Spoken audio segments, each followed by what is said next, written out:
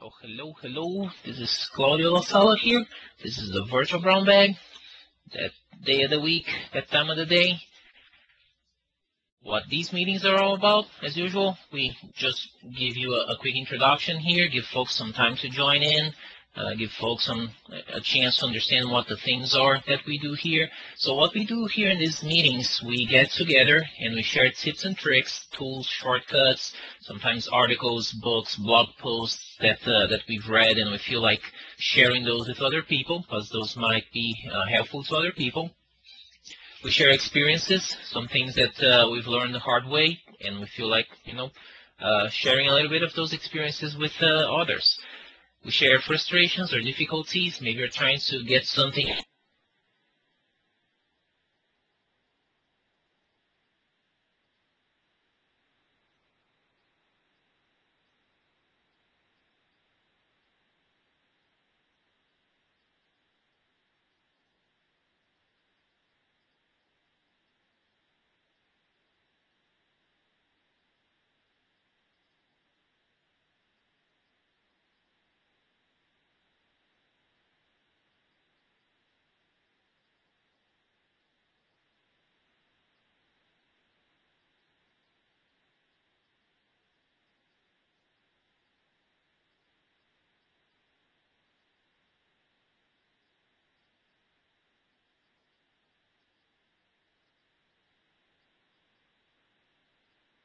All right, looks like my audio dropped for a second there.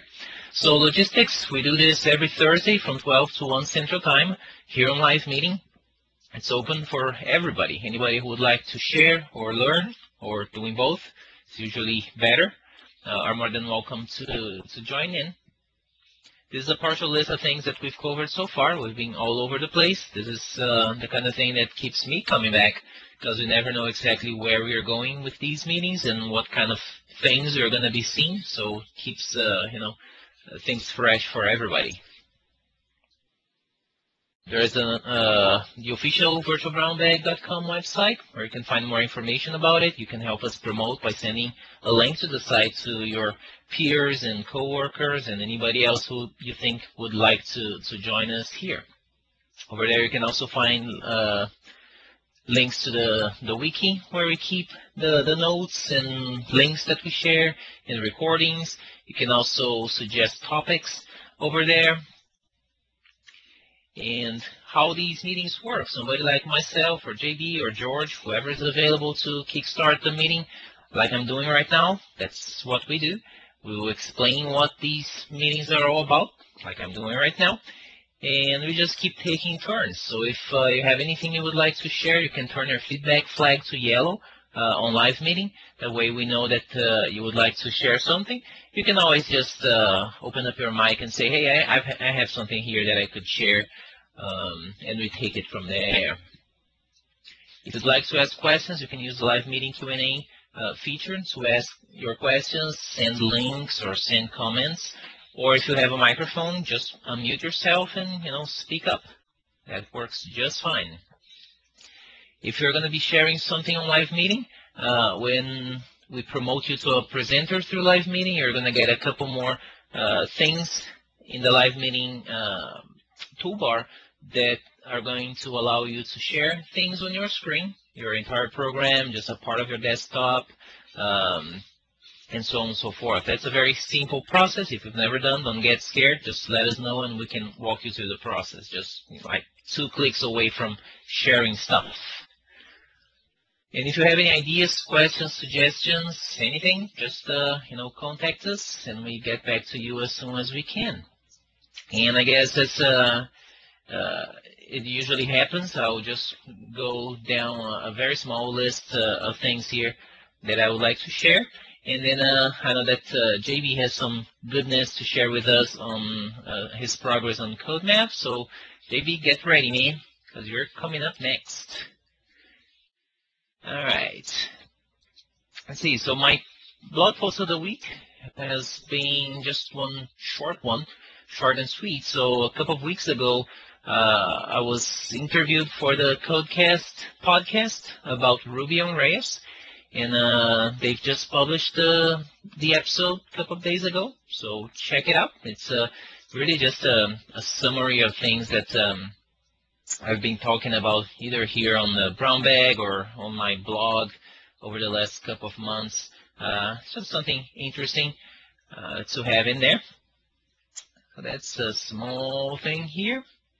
Let's see, the other thing I have is something that it's a link that I found that I had collected several months ago, and I realized I never shared. So if you're doing C#, this is an interesting twist to something. This guy's talking about some, I believe, some John Skeet's magic, doing some stuff like functional programming in C#, and they were talking about how to create a try-catch, because usually just using the regular try-catch in C# or even in VB, you can have your try block, but then you cannot say, well, I want to have a single catch block where I want to specify all the types of exceptions I want to catch, and then if it's any of those exceptions, I want to do the following here, right? So with the normal structure that you have in C#, you have to say catch, file not found exception, and then do something, catch directory not found exception, and in this case, do the same something. So with this way of doing it, what he did was to create this try-catch.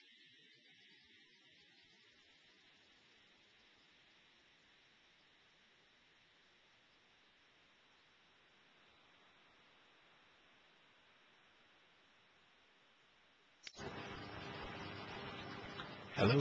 Hello? Hello? Uh-oh. Hello? Yeah, you cut off there for a second. Okay. That's weird. All right. Thanks for letting me know. It's funny because it didn't show as I was muted or anything. Weird. Yeah, I've been having some weird networking problems here. Cool. So, yeah, so anyways, what the guy did was just create a static class with a static method there, try, take in a lambda with the block that you want to try, and then he created a catch method. So it's kind of like a fluent interface here, right? So you do the try, and then you chain the catch part in it. That catch is a generic method that takes in, pretty sure it's there is a certain number of parameters you can pass in, and these parameters being the types of exceptions. And if any of those happen to be the exception caught, then execute this other lambda, this other block. Right, and then he just explains here how to pull something like that that off. Right, not too hard. Essentially, just some funk action magic there. Right, and that's the whole shebang. Actually, this one just looks a little cleaner than the first one. Oh, and this is sorry, this is like using a using block. So instead of like on which one was it? We're looking at one. Oh yeah, like here, where he's trying something, and that something he's doing a using of the thing that he's gonna use, and then the trace right line in there. So another thing he did there was to, if the object being used there implements disposable, then he has this try using that will do the using, wrapping that block in a using block for you. So that's kind of cool. That's just a twist in case if you haven't been doing something like that in C#. It's been a possibility for several years now. Let's see. Dennis says, I'm reading this great book, Real World Functional Programming. John Skeet is the co-author. I actually bought that book several months ago. And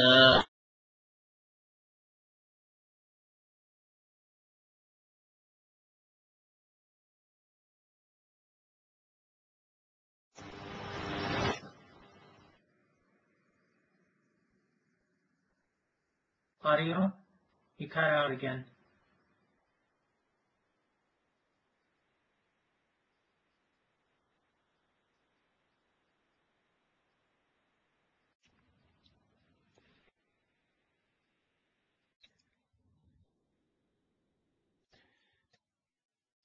You left us again, Claudia. Hello. Yeah. Oh, you're Am I back. back now? Yeah. Maybe it's a funky connection on your headset. Hello. Okay. Okay, we can hear you now. All right. That's weird. Yeah, this headset usually is not a problem. It's funny that I hear you guys talk, and live meeting does not tell me that collection was lost. That's pretty weird. All right. Thanks again for letting me know.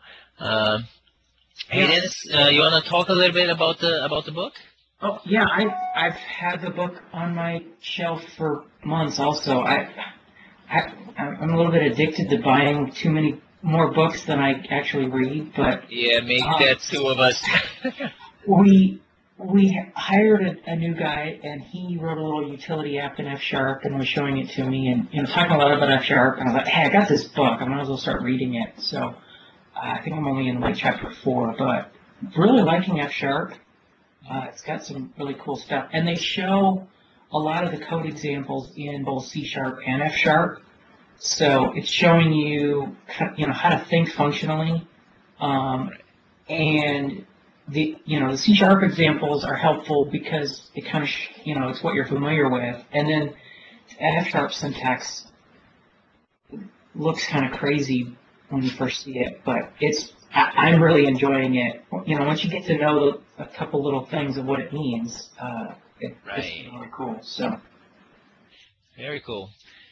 Yeah, it's cool how things you can port your knowledge. Like I didn't really do much or even read much like F Sharp code, and so I got into functional programming through the C Sharp features, just thinking as a C Sharp developer, and I really enjoyed everything that I was doing. I'm pretty sure that I was not doing any of the crazy stuff that the real gurus do, but I was just happy to be able to use some of that, and I was also glad to see some of that in Ruby, because in Ruby you also have something like that with blocks that you can specify and pass in your closures and stuff like that. So it is, for those of us who are not doing any functional programming, we should all get into it, because all of these languages, they have it in some flavor or another. It may be not a fully functional programming language, but it has constructs that allow you for the same kind of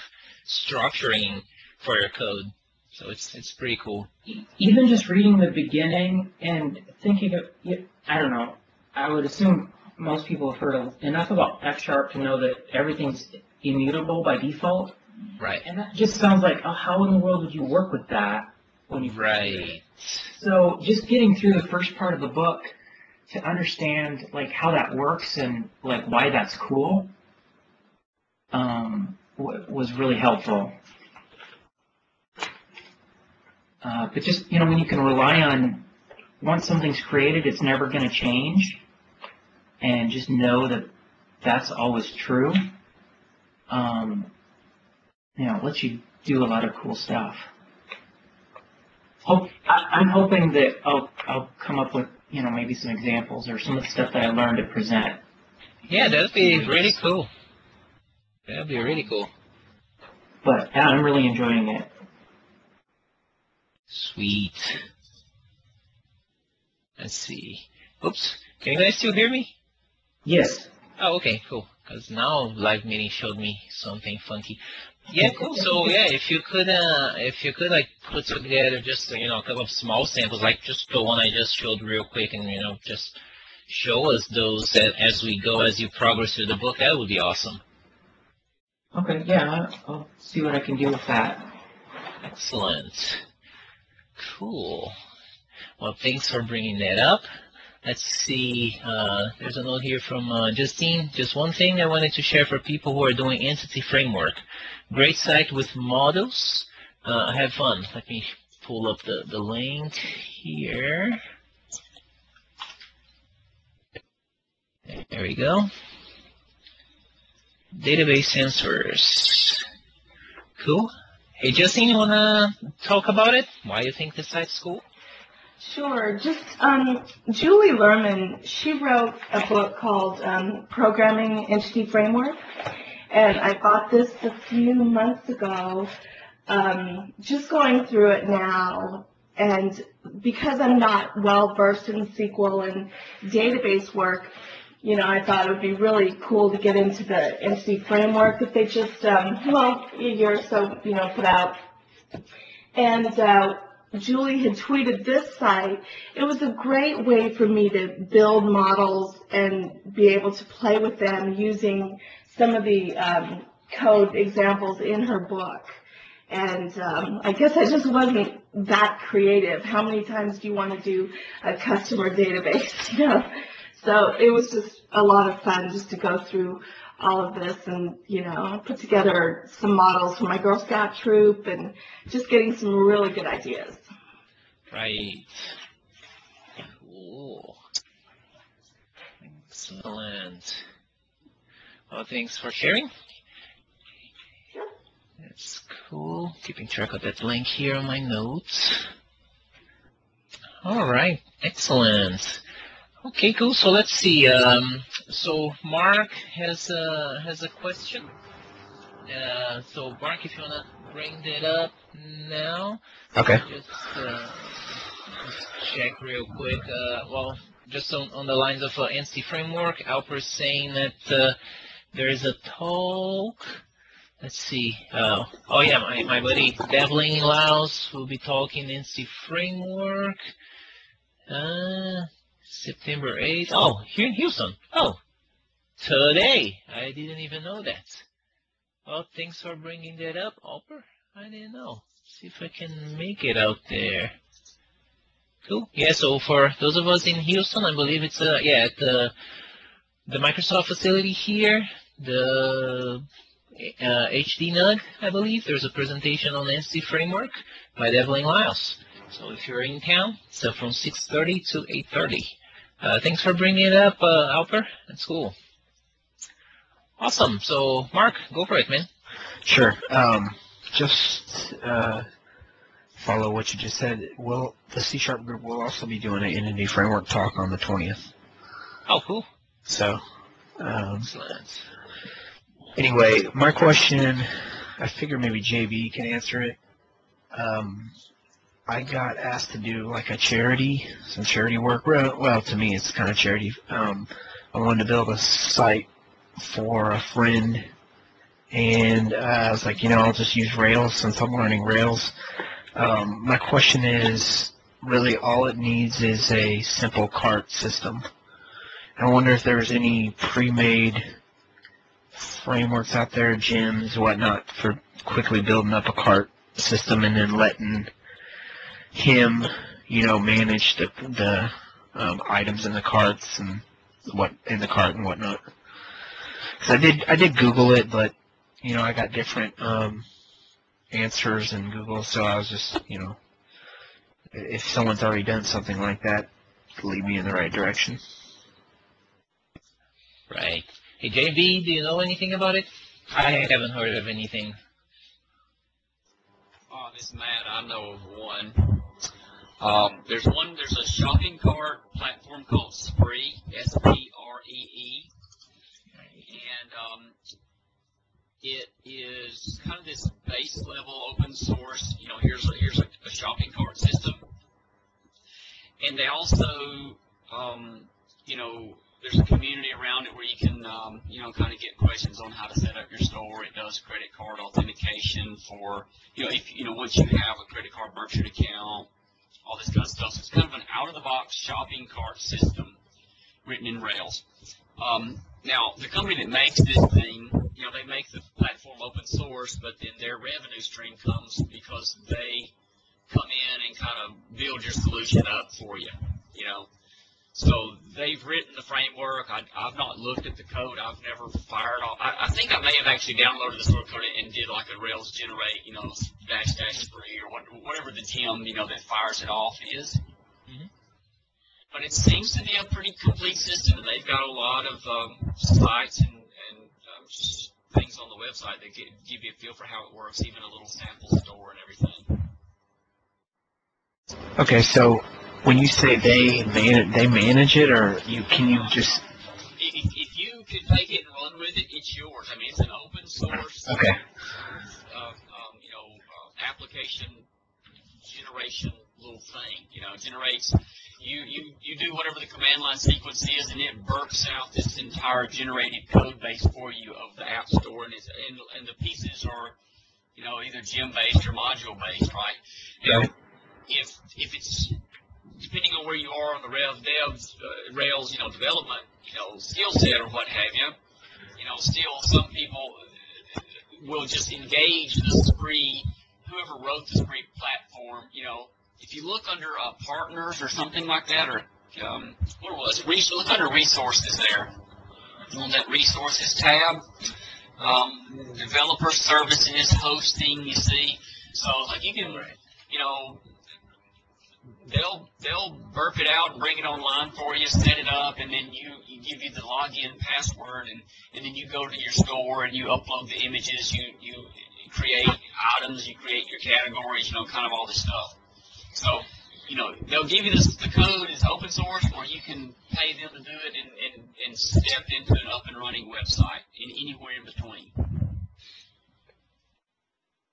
And there's a pretty active little community.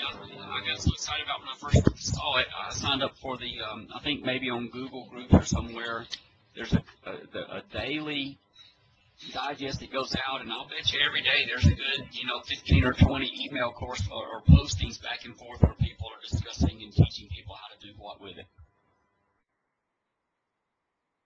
Okay, cool. Yeah, I'll probably try to do, just use the code myself, because I need an excuse to really, dive into Rails. I'm kind of bored right now. I'm finding reasons not to continue reading my book, but yeah, I thought this would be a good excuse to learn, to keep going with Rails. So thanks, I appreciate that. That was pretty much what I was looking for. I figured I knew there had to be something out there. So. Right. Okay. Right. If you did decide to go with the .NET route, I could give a little plug for Rick Straw's Westwind Web Store. It's a .NET application, and I have actually created an online web store with it. But it's not free. It's about $300 for a license. And it's .NET, and it's web forms based, so it's got a little age on it, but it's a good little site for basic shopping cart and items and categories and credit card processing.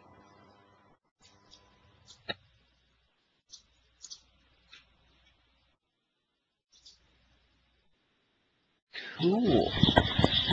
All right, awesome. There's one thing that I wanted to bring up. Maybe somebody else has figured this out. So last night I was trying to just troubleshoot some things on MongoDB. So I was just going to the Rails console and just typing some queries there and getting some results. And of course, the kind of result that you get looks like this kind of stuff here. Right, where it just spills out the whole objects in there. And I really, at that point, wanted to see something more like that table that's showing at the top here. All right, so it formats that in the console so I can easily see the boundaries between columns and everything and rows. And then I found out about this herb thing, which is something for the IRB console. I installed it, so Gem installed that. I tried like requiring and enabling it, but I just could not get it to work at all. I mean, it installs fine. If I launch IRB, then I'm able to require herb and enable it. But if I launch the Rails console, that doesn't work at all. When I try to require herb, it says it has trouble loading that file.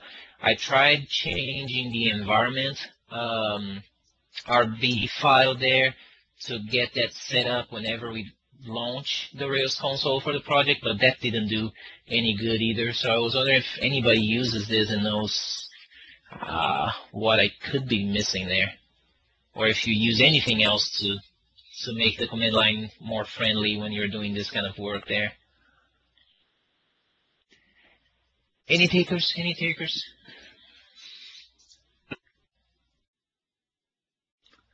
Nothing. Yeah, I'm on my own. All right, no problem. Okay, so let's see. Rick says try some real herb.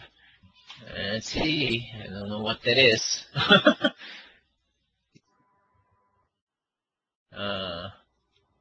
What is it that I cannot find? Oh. Oh, that herb. No, thanks. All right, cool. I was going to say something else too. I don't know if you guys have followed the railsinstaller.org thing. The guy, Wayne Seguin, I think's his name, from the RVM. They just have released this Rails Installer 2 for Windows. So it installs the whole Rails and Ruby framework on your Windows box. And the Rails Installer 1 was like Ruby 1.8.7 and like Rails 3, I think. But now, as you see on the page there, they're at Ruby 1.9.2 and Rails 3.1. And they put this tiny TDS, which is a SQL Server access gem. So your active record activity can be synced, or can push and pull from a SQL Server database.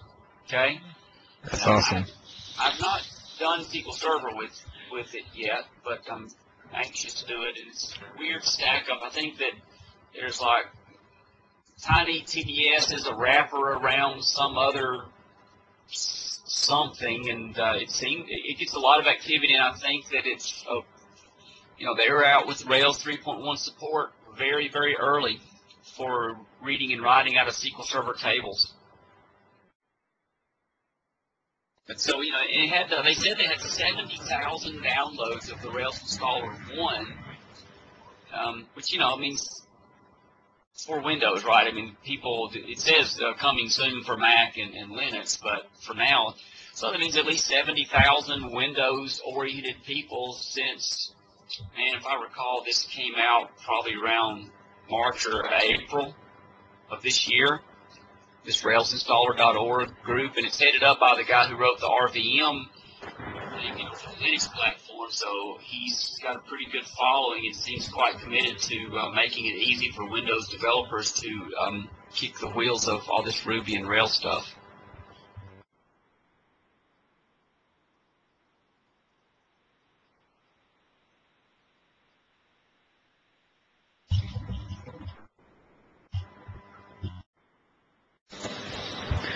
Cool, thanks. Yeah, that was one of my issues was you would install that Rails installer and it installed Ruby for you, but then if you go to the Ruby's page, the latest is like 1.9 something, and it's kind of confusing. You install Ruby and then you install Rails installer, but there's two installations of Ruby, so you have to point your IDE or whatever at one of the correct, whichever form of Ruby you want to use. So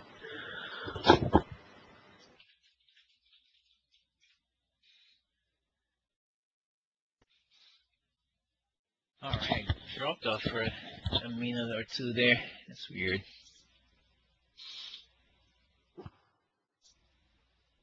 All right. Let's see. JB, you're there, man? You ready to share the CodeNav goodness? Let's see. Oh, he says here he's been fighting Heroku all morning and still ongoing. Oh, dang it.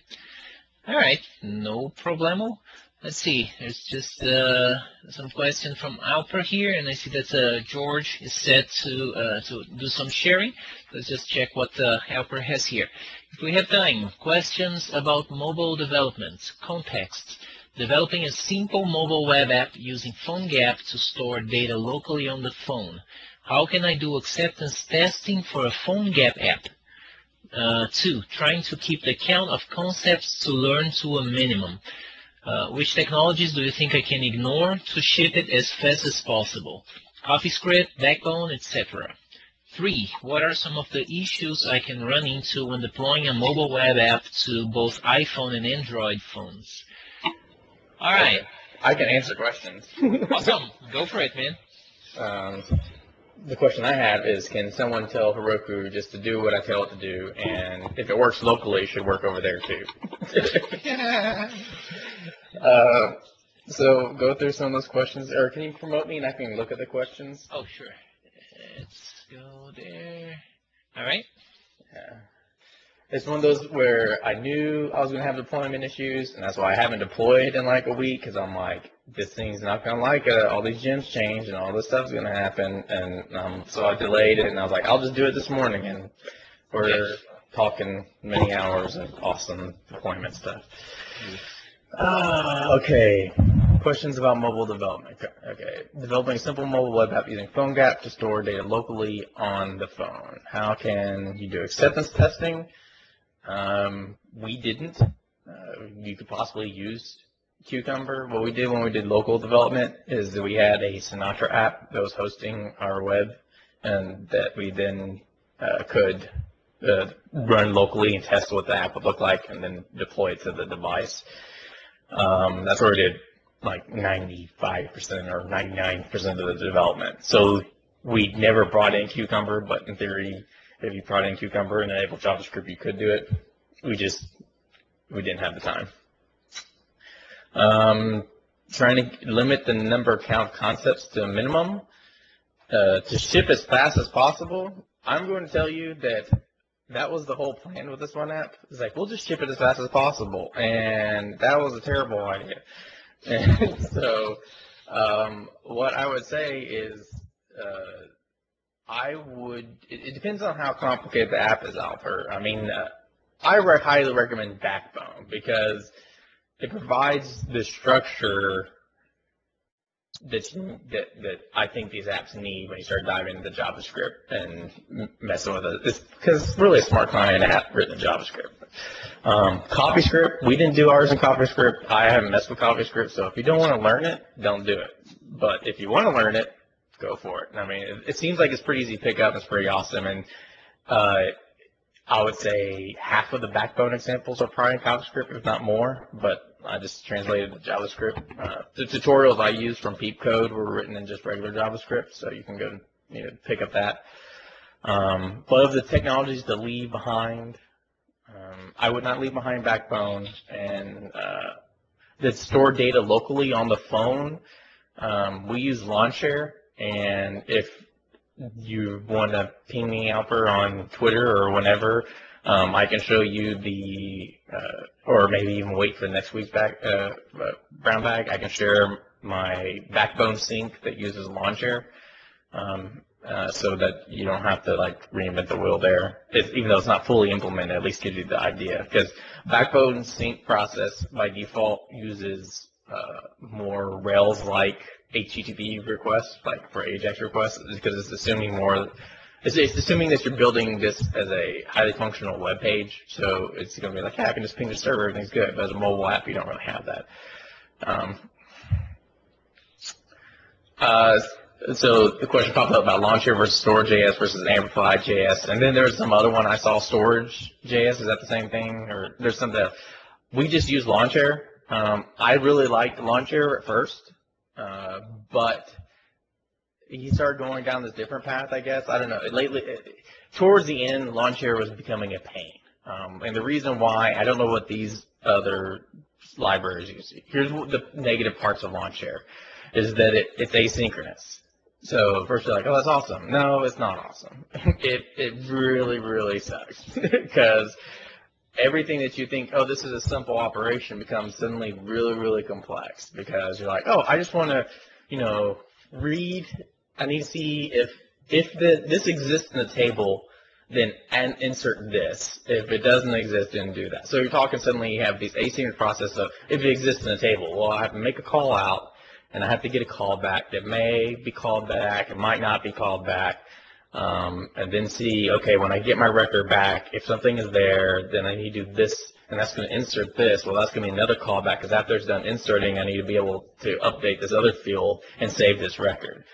So certain operations like we had were, okay, we wanted to take a picture, and once we take that picture, we need to write it to a file, save the file name to this this class, and then store the ID. And then when we're syncing this item, we need to pull the ID. So we had to make our own IDs locally, like our own GUID. But then when we saved, when we saved the item, our GUID was replaced with the actual ID. And when we were saving our pictures associated with that, we had to save those pictures under the new ID. So what we had to do is save our record, get the ID back, pull up the local file, get that file ID, replace it with the new ID that we just got from the server, send that over to the server, then save that locally. So you start seeing these operations, if you're done as an iterative process, it's not that bad. But when you had to do asynchronous where you're local and it's communicating with the server and communicating with the database, it's all asynchronous. It became a royal pain. And Launcher Hide hid some of that stuff, but it just, I wish there was an option, and I didn't see it at the time, that where I could just be like, I know it's not asynchronous, I mean, it's not synchronous, but for the love of God, can you make it synchronous for me? I think there's something with like Ruby and Knit Machine. I was talking to Scott, and they can do something like that, and that would have been so helpful. Store.js and Amplify.js I have not played around with, and I think that's the big thing. Is like if you can find one that hides it, makes it more synchronous, that would be a big benefit. Even though you're dealing with JavaScript, and we're supposed to embrace the awesome asynchronous callbacks, it just becomes a freaking nightmare. So what was the other question? So concepts down to minimum. Backbone, I would say definitely Alper, even if you think this isn't that complex. It's a good Backbone. If you watch, it's like the Peep code costs maybe $13, and it's like an hour or something. Just the part one is the one I saw. Watch it. It's like over lunch break. Watch it, do that, and start using that as your. So I think it's a great framework, and it provides that structure. What are some issues we run into when deploying the mobile app to both iPhone and Android phones? We didn't deploy to phones as much. We deployed to devices, tablets. But the issues, we had a build script, which was very helpful because in our build script, we could just change where we were deploying to. I don't remember if they've made one yet or not. I know Accelerator is a little bit different, but they have one that's a little easier. The default way of deploying a PhoneGap app is you have to copy the content into the www folder, and so that would be the crap part. Is like you have to copy that, put into Xcode, then build it, then go into Eclipse and copy that same stuff and build there. So that would be the complex issue there. But with the build script, it wasn't that bad. But the other part you have to concern about is, to me, is UI paradigms, because it's one of those where just like anything that's cross-platform, yeah, 80-90% of it easy peasy. But that last 10-20% is what really makes the difference. And so what you'll be fighting is that they'll probably look a little different, behave a little different. We were lucky that even though it was a PhoneGap app, our primary and only device that we really deployed to was Android. But even then, between the two different Android devices, we had issues. So if you have this person doing your bug fix it or doing QA, make sure they write down and tell you what device they were using and what version of the OS. Because that's the other part, is that PhoneGap is it's awesome, but when the OS changes, PhoneGap has to change. And sometimes there's little gaps between when that's being done. And so I guess if you're using an older phone, or there might be issues. But like I said, we had a little more control on what device and what version of OS. And you might say, well, if we had that control on the device, why did you use PhoneGap? Well, the particular client had, although this is their primary device at this time, they very easily could foresee in the future them deploying it on other devices, and it was part of the statement of work that we had to be able to deploy very easily. Yeah, so that's it. Any other question, Alper? Or is that helpful, not helpful?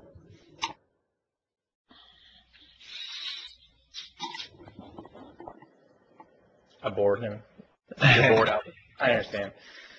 And if you're bored and you want to help me out with my Heroku issues.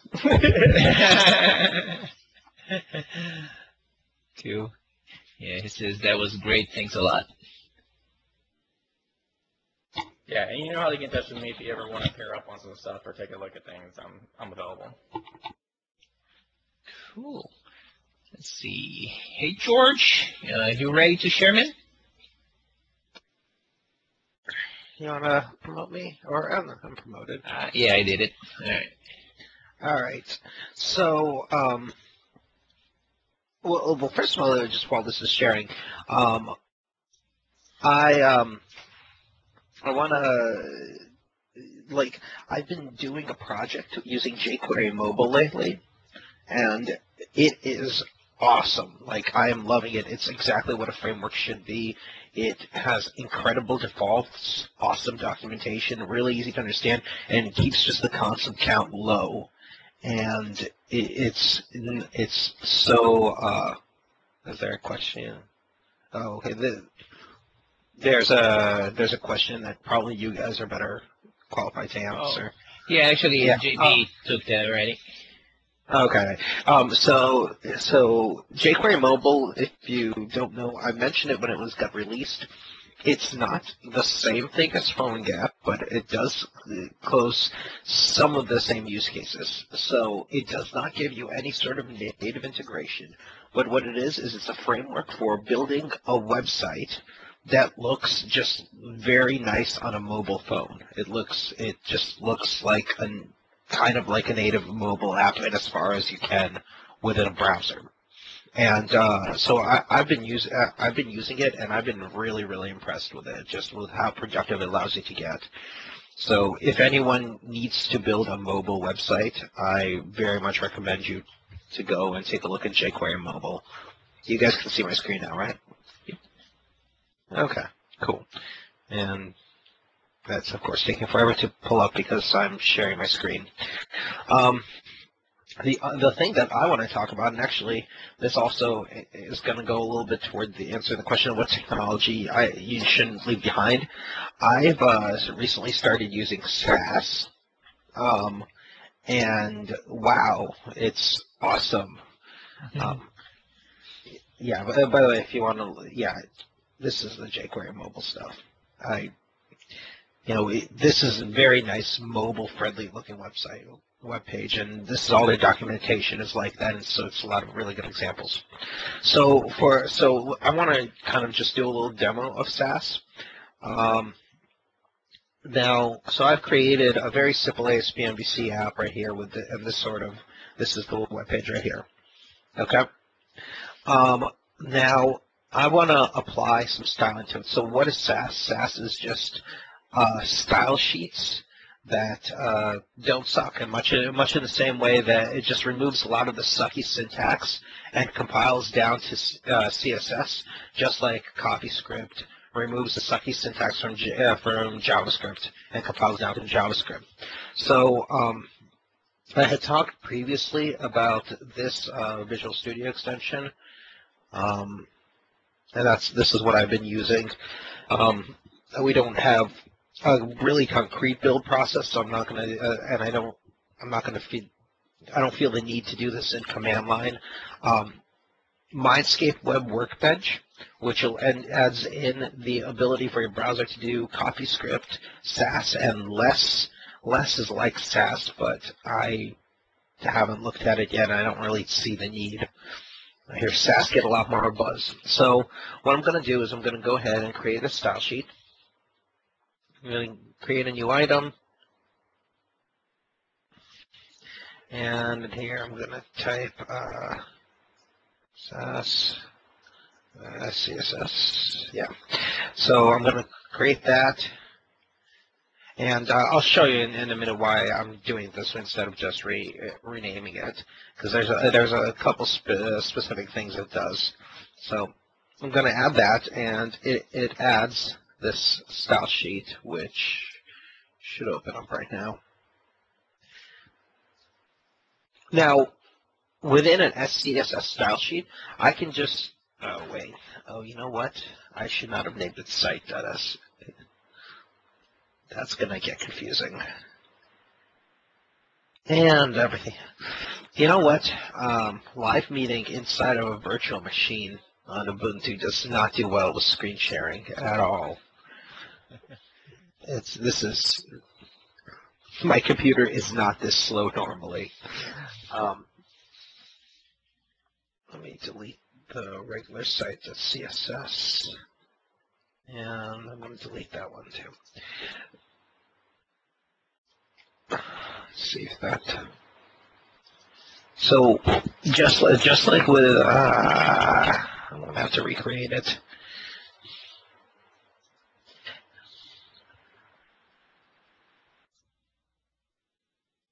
So if you remember how I showed working with CopyScript, it would create this copy file, and then when you save the file, it would do a compilation step. That's the same thing with Sass. With these SCSS files, it's doing the exact same thing, except for when you save it, it compiles to a CSS file. So you can kind of see this is going to have a CSS file underneath it. Now, there's a couple neat things you can do with Sass. So I'm going to go ahead and put this over here. And well, first of all, let's go ahead and reference this page. So there's nothing special about that. We're just referencing the compiled CSS file on there. So do style x HTML style. Oh wait, no, I need a link. My bad. I've been trying to force myself to do a link to use these snippets lately, but yeah, there we go. So content site.css, which I believe is where we are, yes. So when I reload this, hopefully I put in the path correctly. And we shouldn't see any changes, but no, what's going on? This is not found. So for some reason I'm getting a not found error on there. Does anyone see why? What am I doing wrong? Do I need to do?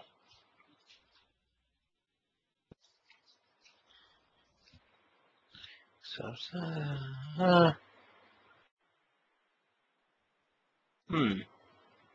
is it maybe? Rex is scss.css. Oh yeah. That's it's the name thing. Okay. It's not called site. That's all right. Yeah, I'll leave it as CSS, but normally I would call it site or whatever it is. So let's make sure that it finds it. Still not finding it. That's the problem. Oh, it's still loading up.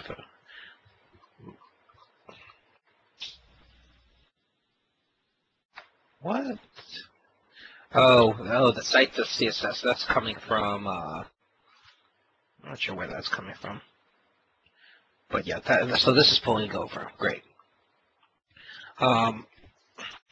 That's something from ASP.MVC that's, oh, I bet it's from here. Bye-bye. I'm going to get rid of the layout. Okay, so now I've got my SCSS file. I'm going to show you some of the coolness that it has. So the first thing I have is I have this is both two H2 elements. Okay, so if I was, let's say I want the H2 of the body to be red, and but since they're both H2 elements, I would have to prefix it like this. So the bodies. So well, let's actually apply some formatting to the body. So I'm going to say a section, which is my main element, is going to be the body is going to get a background color lavender, right? I think that's it. And the section is going to be, say, width 400 pixels. This is all just standard CSS, right? Section is just one of my elements. Margin 0 auto. So that should center my stuff. Oh, that. And that's actually a cool thing too, because it does that little mini compile step. It'll catch any like little errors, like I accidentally put the word quotes in there for some reason. So now you can kind of see, okay, everything got positioned okay. So now we have this that section area that's going to the middle. Now we want this is the index stuff to be red. So I'm going to type in H2 color red. Save, let it compile, reload this. And you notice both of those turned red, which is not what I want. So now normally I would have to specify, okay, I just want the H2 of the body to turn red, and then it's a big hassle because you have a bunch of these qualifiers all over the place. So the first thing that Sass does, and what by itself makes it worth it, is that you can nest things.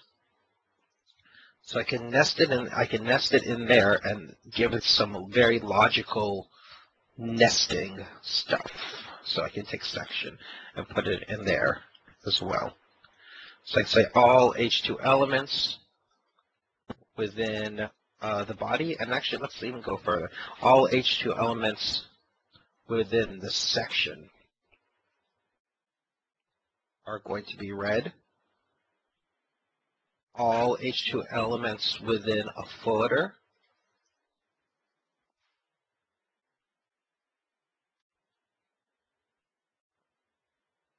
H2 are gonna float left. I'm gonna save this, and now I can refresh it. And I meant float right, of course.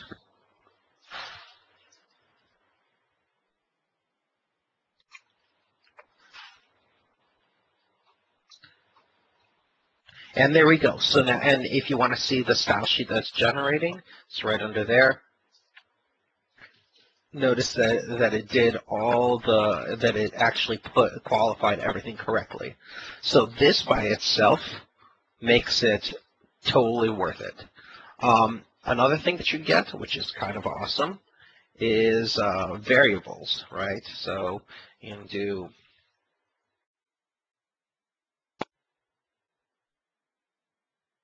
alert color, I believe this is how you do it, equals red.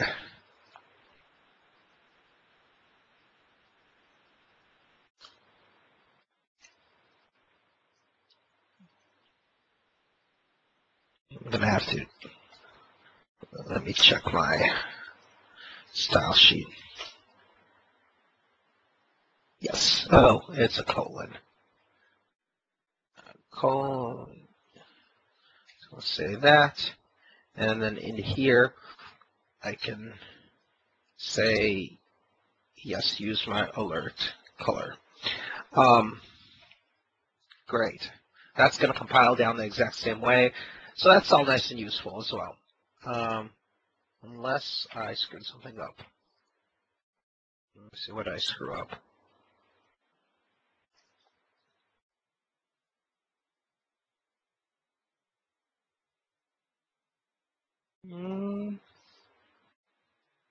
That should be fine. Oh, red is not in quotations.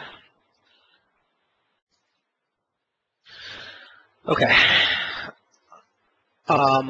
That's pretty cool. That's already very, very handy. I think the nesting along makes this good. The other thing that this does is mix-ins. It gives you the ability for mix-ins.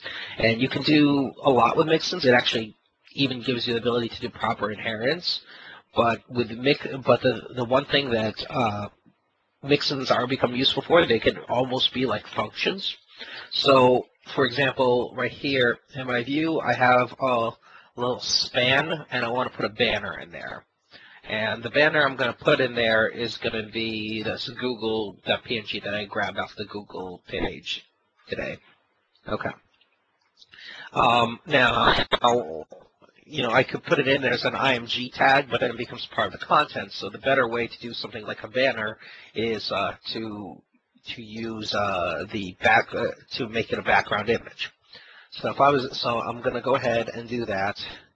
Let's see what are the dimensions of this. Let's do that from here. I don't know if it'll tell me.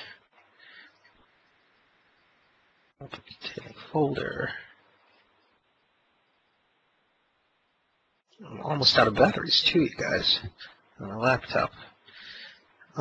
So it's going to be 275 by 95.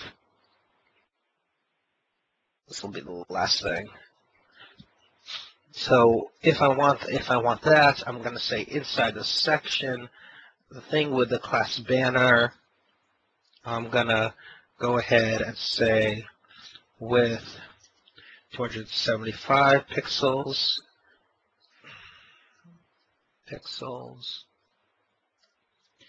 height 95 pixels, background image, URL,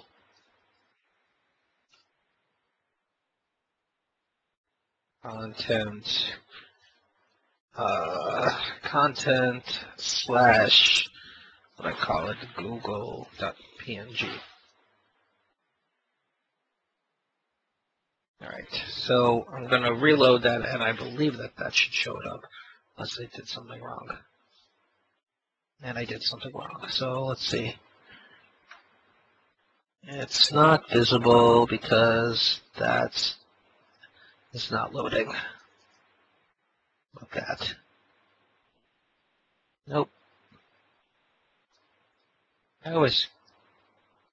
Yeah, there we go. There's no tilde. So that's all well and good, but now I'm going to be putting this bit of code over and over again, everywhere that I have this image that I want to load. What's going on? Still isn't. Yeah.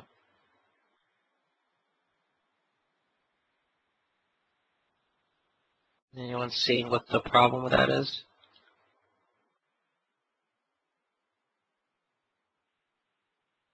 Why this isn't showing up?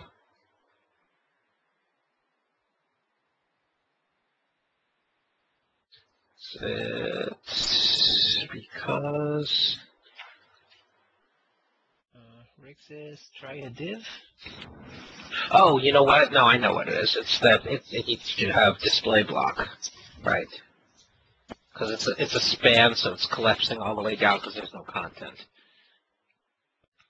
And the width and height don't matter unless you say display block on the span.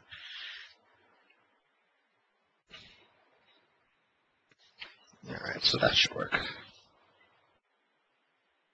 There we go. So one thing that I did, like in my other app, I created this, something called mix-in non-content image. Excuse me. Let me put this up here. And I'm just going to invoke it like this. So let me take let me do at mixin, and then the URL, which is going to be this guy.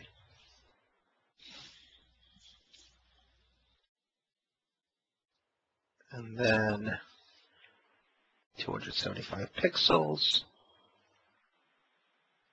and then 5 pixels, and I can go ahead and kill that. What do I do? Let me just check how I'm using it here.